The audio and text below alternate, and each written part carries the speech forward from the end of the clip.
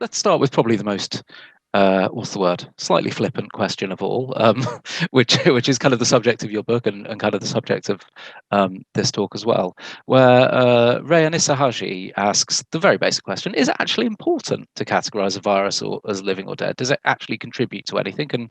And more generally, is it just a semantic exercise where we decide what's alive, what's dead, and we're just sorting things into two groups?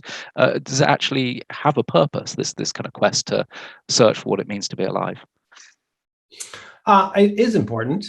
And I think, the phrase mere semantics sort of belies how important semantics are, because the words we use refer to the concepts that we rely on, and those concepts are what guide science. And those concepts are important in our everyday life. When does, talking about life more generally, like, well, when does life begin? When does it end? Certainly in the United States, these are questions that have triggered our most passionate debates and political struggles. And, I think also, if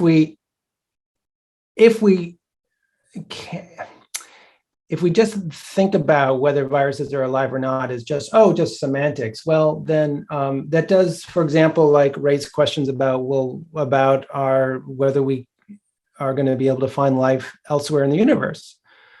What are we looking for? If we find something and it's kind of odd and we say, well, it's just semantics of whether it's alive or not, I think that there'll be a lot of disappointment about whether there is life elsewhere in the universe.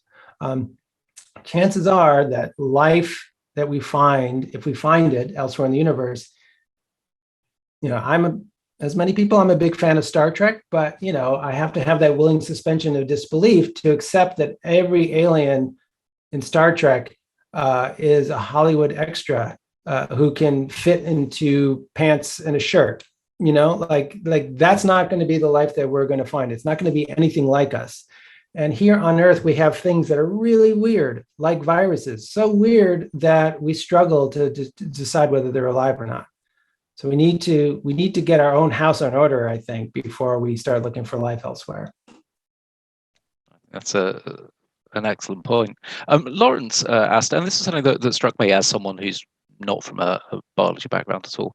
You kind of mentioned, I think, sort of 2/3 of the way through the talk about what does it mean for a virus to infect another virus? Is that actually? It's sort of blowing my mind that can happen. I was comfortable with the idea of a virus infecting like a single-celled organism or a bacteria, but sort of how does that even work? I'm trying to work that out in my head.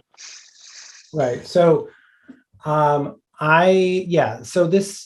Yes. So viruses really, when you think you have viruses figured out, scientists go and find something else about them, or you say like, okay, let me just start over.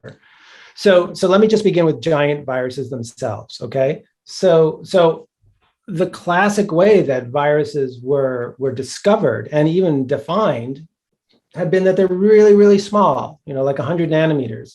They were called filter passing viruses. In other words, they were so small that they passed through these porcelain filters. So that is like a fundamental tenet of what a virus is. It's tiny. And along with that, inside of a tiny virus, you have tiny genes. In other words, a tiny genome.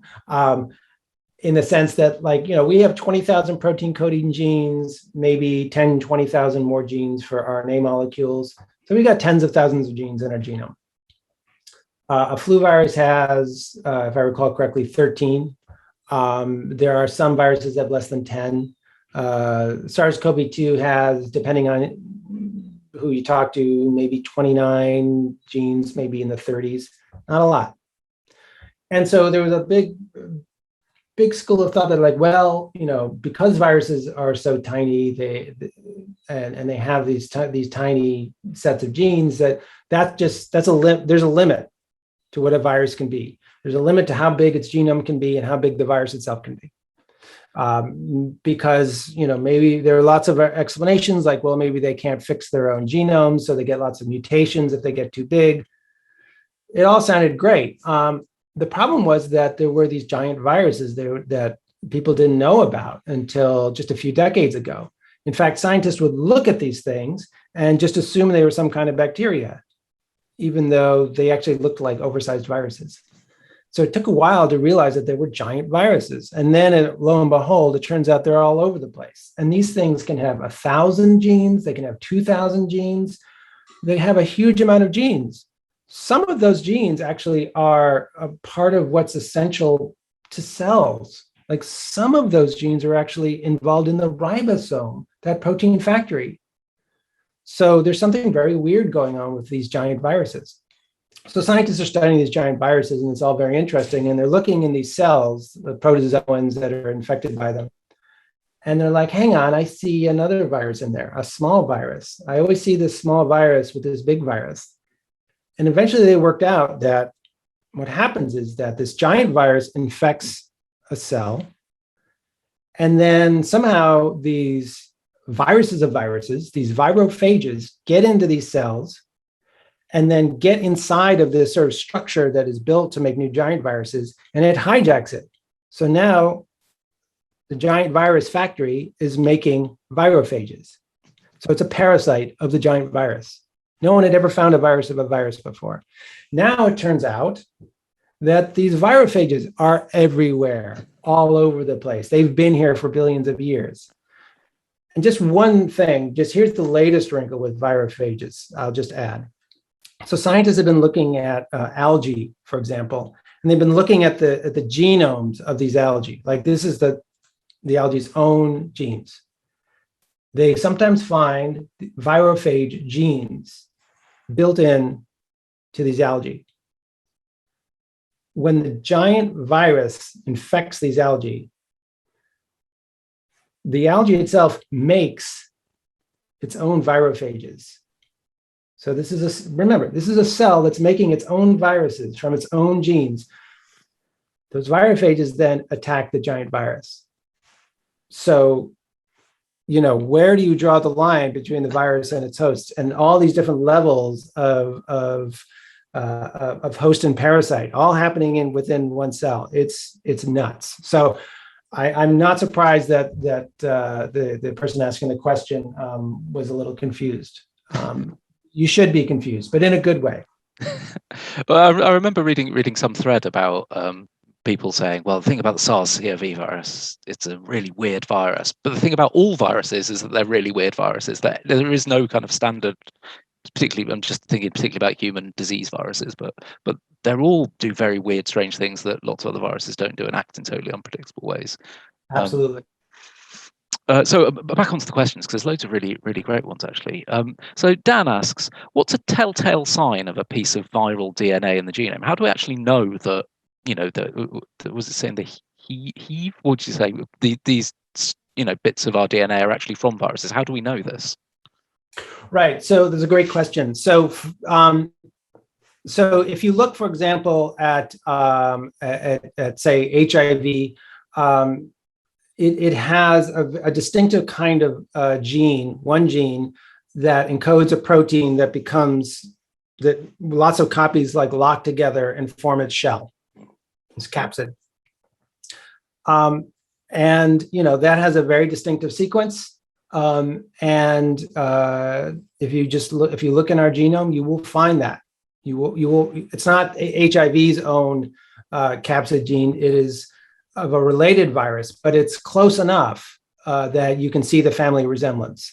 Just in the same way, for example, that we have, let's say, we have genes for hemoglobin, and a frog has genes for hemoglobin too. They're not identical, but we can tell that they're genes for the same basic thing. They share a common ancestry.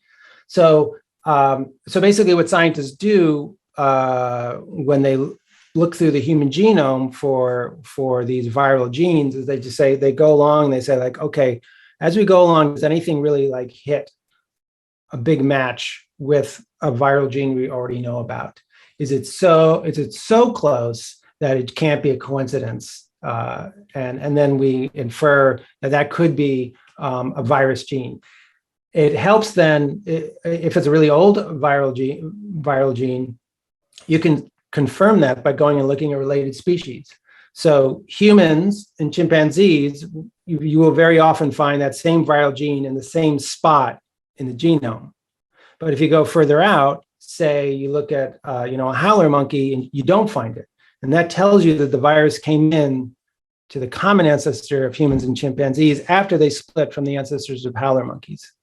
So you can just do that again and again and again, and the evidence becomes overwhelming. Fantastic. So Mike asks, again, one of these questions that seems so obvious, I didn't think of it myself, really. He says, as viruses cannot exist by themselves, do we know how they even evolved or came about in the first place? If they didn't, because if they need cells to infect or other things to, generate more viruses, how did they come about? Yeah, that is a fantastic question.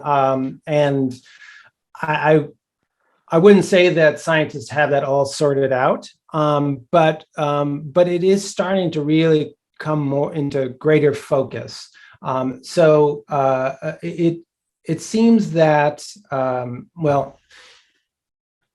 there probably were viruses very early in the history of life. But scientists, I talk about this in Life's Edge, that's a lot of scientists now see the origin of life as being not DNA, but RNA, that there was sort of an RNA-based life, maybe in sort of forming little protocells. Like, if you got a vaccine from Pfizer or Moderna, that's kind of like what maybe the first life looked like. In other words, some RNA inside of a bubble. So these were RNA molecules that could get copied in a very simple, slow, sloppy way. And it may be that some RNA molecules kind of evolved to take advantage of other RNA molecules, get them to do the work of making copies of this parasitic RNA rather than themselves. Though that might have been the origin of some of the earliest viruses. But then, after cellular life started to evolve, it's possible that, pieces of genetic material from those early cells could sort of, in a sense, break off and go rogue.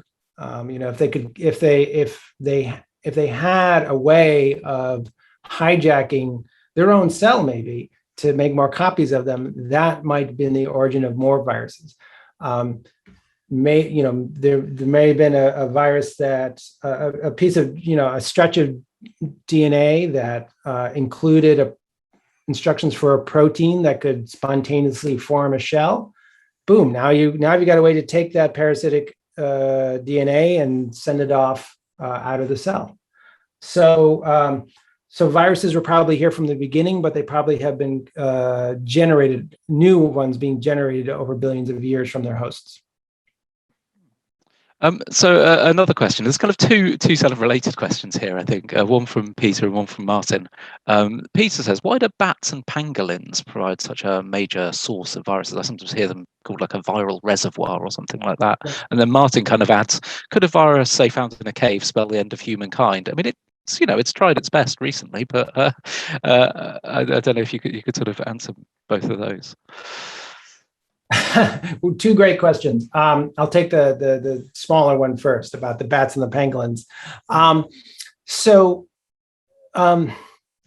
It's hard to answer that question simply because scientists still are still in the very early days of surveying the diversity of viruses in even just mammals. When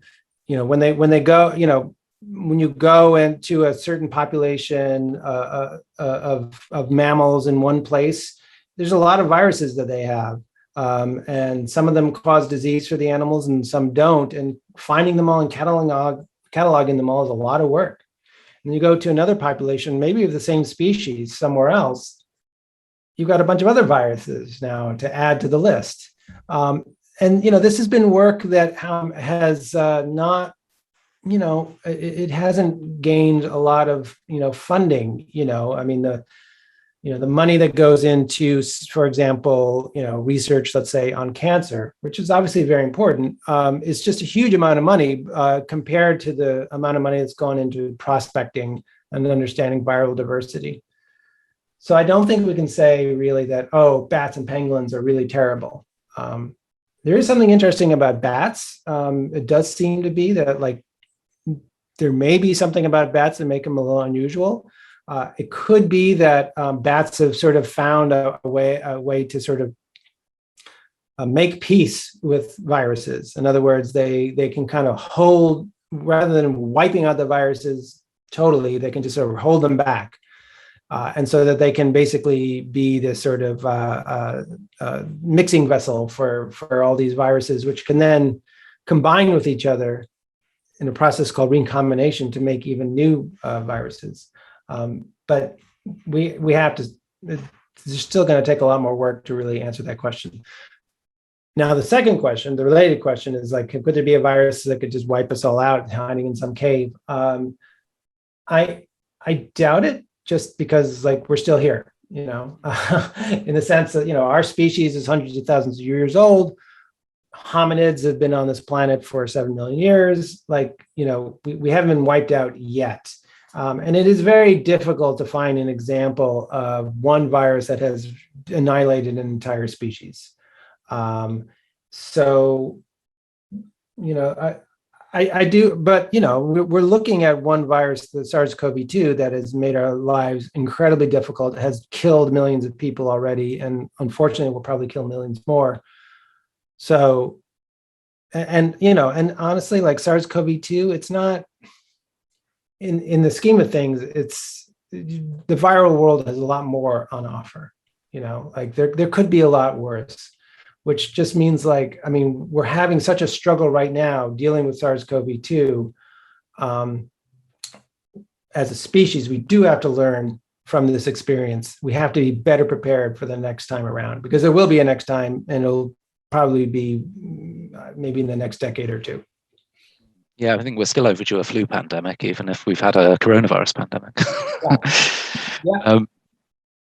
So there's a question here from Camden, which goes into the idea of using viruses. So we're now, once we've, like you say, we're still searching out all these viruses out there, and we still haven't really made a survey of what's even happening in the natural world. But is there some possibility now with things like RNA manipulation and other kind of advanced genetic techniques that we could actually use viruses for human gene modification and other sort of useful things? Or even I'm just thinking back to the algae that makes its own viruses to attack the other viruses. If that's actually, we could have antiviral viruses that we would then use to protect ourselves against other viruses. Do you think there is potential there for viruses to be used for good, if you like?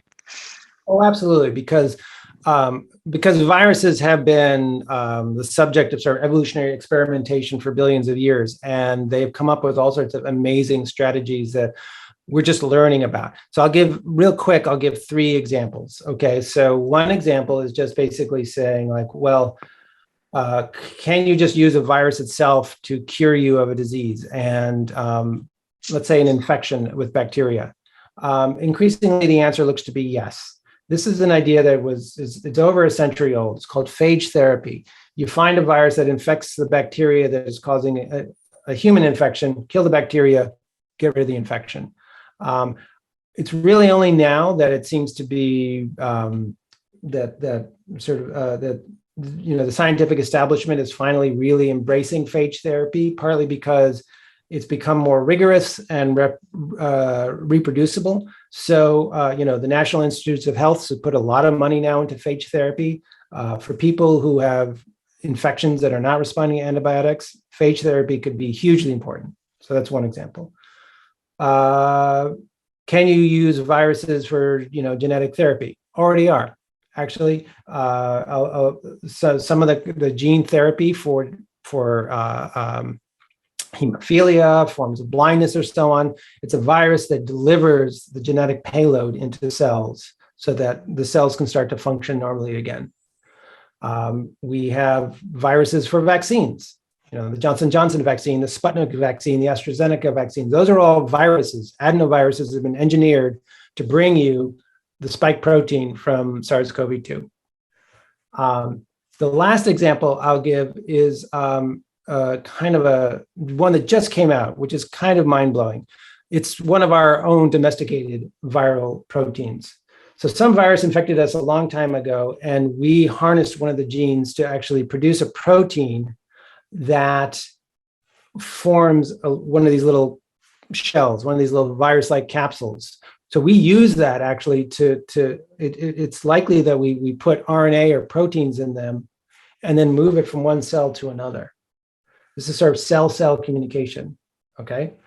We didn't know about this thing until a few years ago. And now Fen Zhang, a scientist at the Broad Institute, and his colleagues have figured out, like, oh, you know what?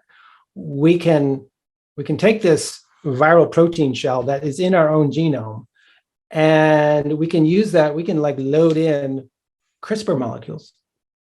So now you have the problem with some forms of gene therapy is like you've got this virus. We have an immune system that's set up to recognize viruses and fight them.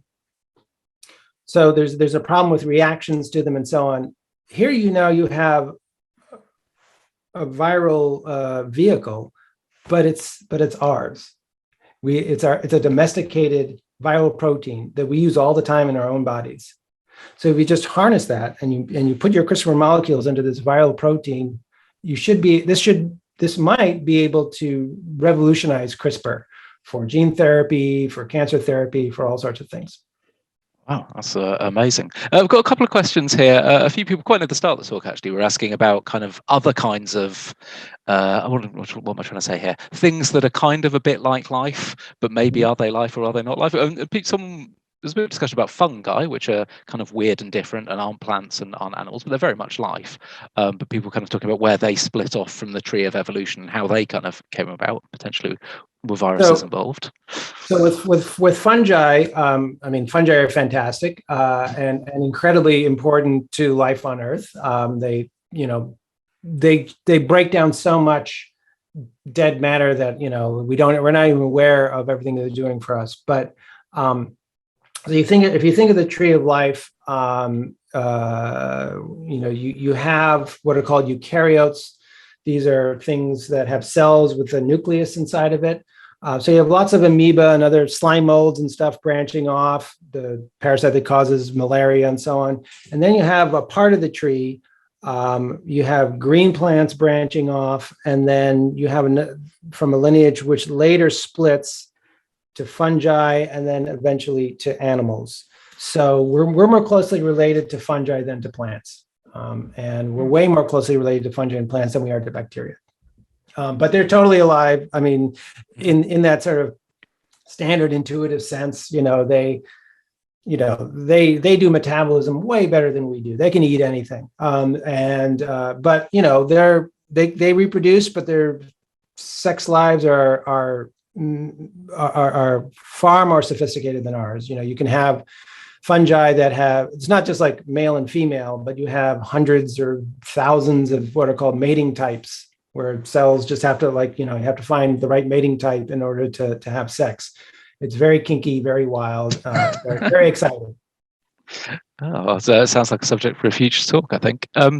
So another thing that what's the word? Biological item, I don't know how I describe it, biological phenomenon that a few people mentioned was prions. Raphael said if a virus is a living thing, so does a prion. Now, us in the UK will know about prions because about 20 years ago we had a big outbreak of Creutzfeldt-Jakob disease, which I believe is spread by prions. But I don't know if you could explain a bit what a prion is and if it is alive or not. Sure, and I do talk about prions in the book because it is a great tough example of something where we were sort of struggling what to make of it. Because like viruses, prions have some of the hallmarks that we think of for life, but not others.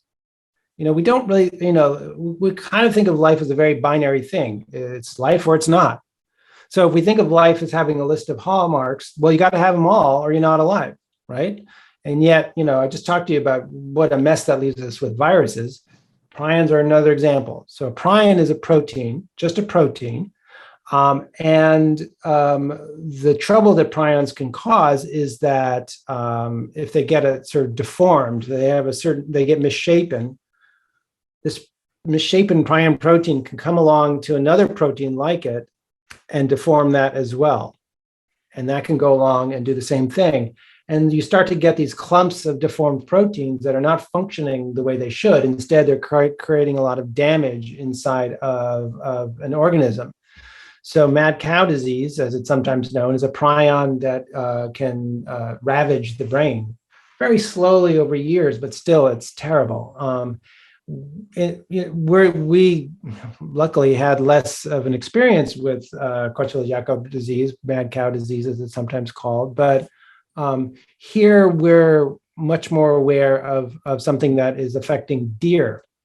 It's called chronic wasting disease.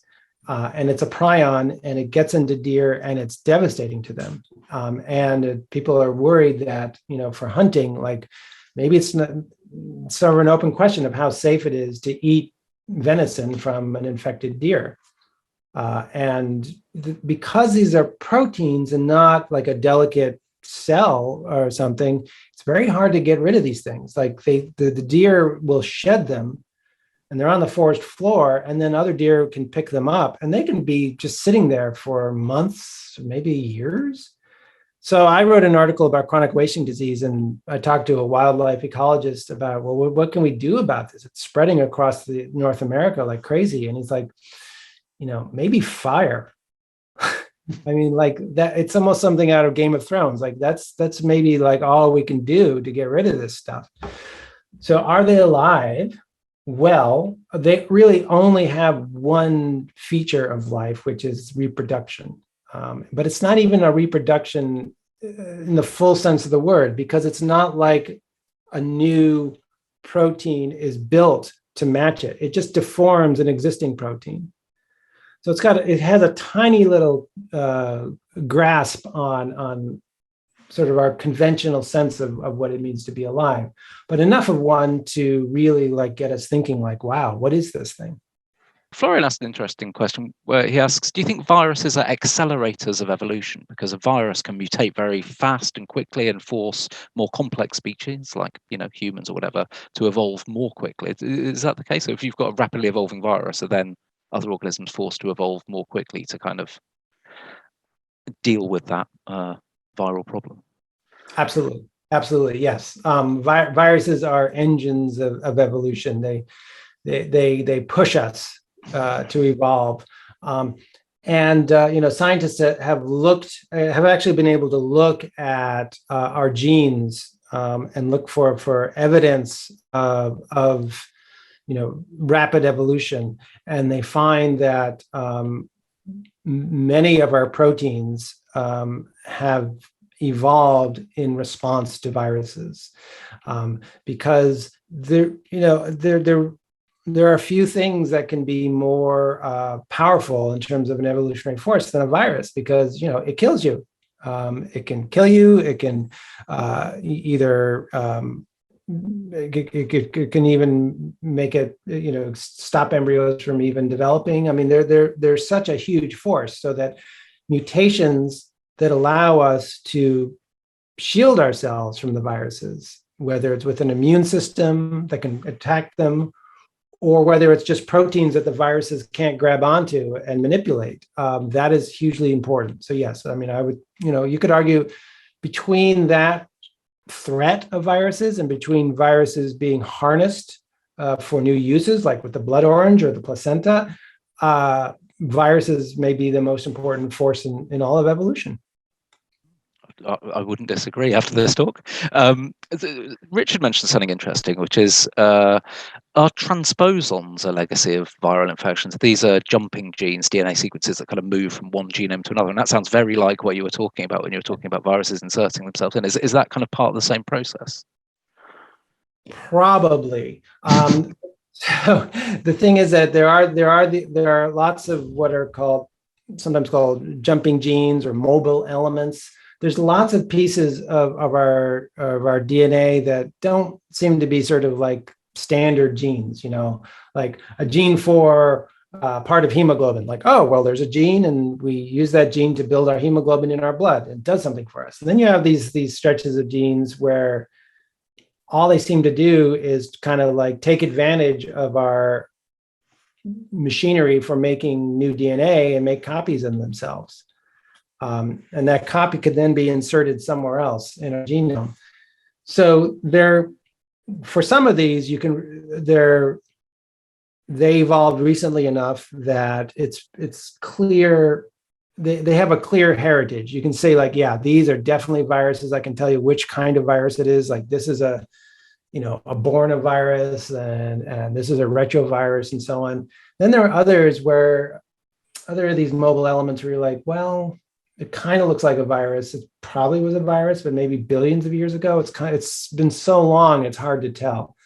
So, and it's possible that some of these mobile elements themselves then gave rise to new viruses. There's sort of a common story to all of it, but exactly what the direction of cause and effect is not yet clear. So we're almost out of time. I've just got a couple of questions left, but there's kind of more about you than they are about viruses. So John asked the question, which I actually asked you before we started broadcasting, which is the fact that you've written so many award-winning books, and you write brilliantly in the New York Times, and you've appeared in all these media publications. I was actually kind of surprised your degree was actually, or your major was in English rather than biology. So John asks, how have you done this? And also, did you actually then later on take any kind of science courses or study at night school, or how have you got so knowledgeable about evolution and life in particular? Well, thank you. I've always been fascinated by science. I just never really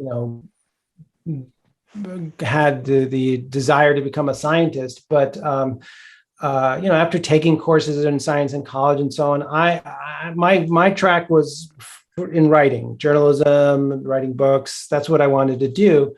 And then, I happened to be lucky enough to get a job as an assistant copy editor at Discover Magazine, an American science magazine. And I would be reading these stories and just be like, this is fascinating. And then I got to fact check articles, and there you get to call up these scientists who will talk to you about these things. I learned more about how do you actually read a scientific paper. I would go to the textbooks to figure out the foundations. And I feel incredibly lucky that I'm in a job where I can every day I have really fascinating conversations with scientists about their work. And I can ask them really stupid questions, really fundamental, dumb questions, and they'll answer them. So it's been, over the years, you start, the picture starts to get clearer. I still need to fact check all my stuff with the experts. I still get things wrong, but yeah, it's been a wonderful experience. It does. That part of your job sounds quite like my job, which is, asking very clever people stupid questions for and trying to find out more all the time. So yeah, it sounds like a nice way to live, I'd say. So Kat has a final question for you, which is, do you have a favorite virus? Wow, great question. Do I have a favorite?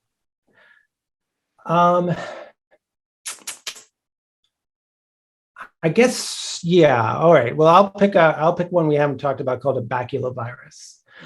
So if you like eating salads, you eat lots of baculoviruses because they're all over lettuce leaves and things like that. They're just everywhere. And they're in these hard little protein balls. They just sit there. And don't worry about it. It's okay to eat these viruses because they don't care about you. They are viruses of caterpillars. That's their thing. And so a caterpillar is munching a leaf on a tree, and it eats a virus, one of these protein balls. The viruses break out and they start infecting the insect cells, and they grow really fast, and they start to grow these new protein balls and so on. Now they need to get out and they need to infect another caterpillar.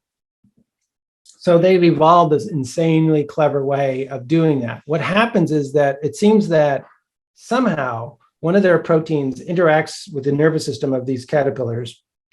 So eventually the caterpillars get the urge to go up. They experience something called treetop disease because they go up to the tops of trees. And they go and they go and they go as high as they can go. And then they will just clamp onto a twig or something like that. And by their bodies are just full of viruses now. And now the baculovirus releases an enzyme that basically just dissolves its body. And so you have a rain of baculoviruses that come down, and these protein shells full of these baculoviruses land on the leaves below. So now more of the caterpillars come along and they can get infected by it. Now, as if that wasn't cool enough, we may depend on these things to help get us out of this pandemic. I know that sounds weird, but I'll explain why. It turns out that you can grow insect cells in a culture dish, and you can infect them with baculoviruses. And you can actually engineer the baculovirus with a gene so that instead of making its ordinary protein shell, it'll make proteins of whatever you want. So a number of companies like Sanofi and Novavax, they've actually already harnessed this for making flu vaccines. So you can actually get a flu vaccine that's made with this zombie-inducing virus.